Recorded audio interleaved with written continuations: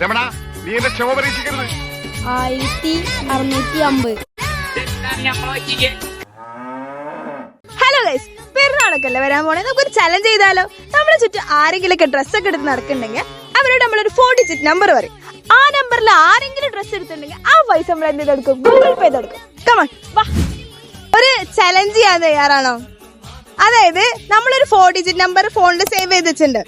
ആ നമ്പറിനാണ് നിങ്ങളുടെ ബില്ല് വെച്ചാല് ആ പൈസ ഇപ്പൊ ഗൂഗിൾ പേ തരും. ഓക്കെ, അപ്പൊ എന്റെ ബില്ല് എത്രയാ? 1950. 1598. 1650. 1800. ഇതില്ല 1695. 1598. ഈ നമ്പർ അടിച്ചു കൊടുക്കാട്ടോ.